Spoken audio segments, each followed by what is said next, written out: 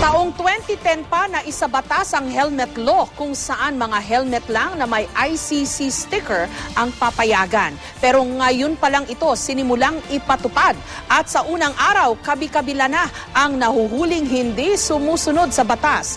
Problema rin ang kumakalat na mga pekeng ICC sticker. May report si Mark Zalazar.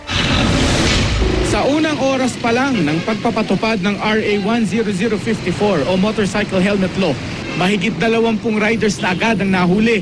Sa Commonwealth Avenue pa lang ito. What is sad, meron tayo nahuli na isang pulis at saka isang QCPD traffic enforcer. At hindi naman sila nagagalit at alam naman nila na, alam daw nila itong launching na ito, alam din nila yung itong Republic Act 10054, ang hindi lang nila alam na ngayon yung launching. 2010 pa raw ito na isabatas at 6 na buwang ikinampanya. Pinalawig pa nga ang deadline hanggang nung 1 linggo para sa mga humahabol magpakabit ng ICC sticker. Isa sa mga sinasabi ng batas, dapat may import commodity clearance o ICC sticker ang helmet ng magmomotor. Hindi ko alam kung saan kumukuha ng sticker eh. Hindi ko alam. Hindi ko alam. Nahuli na kayo ngayon, nagsempo pa kayo. Wala tayong magagawa eh. Mamaya pa lang daw po kasi bibili. Tapos kukuha ng ICC. Mamaya pa lang?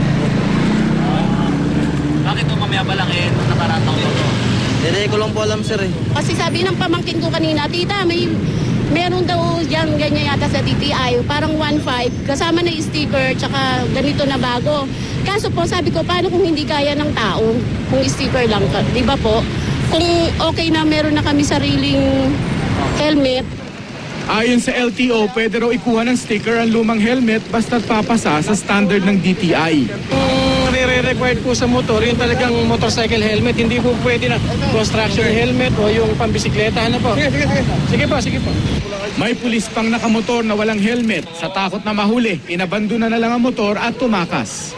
Meron namang wala nang ang ICC sticker, walang rehistro at wala pang lisensya. In-impound ang motor niya. Ba't mo naiwan yung lisensya mo? Yun nga, nasa isang wallet ko. Wala Wala akong magagawa. Bayad ka na lang. Oo, siguro.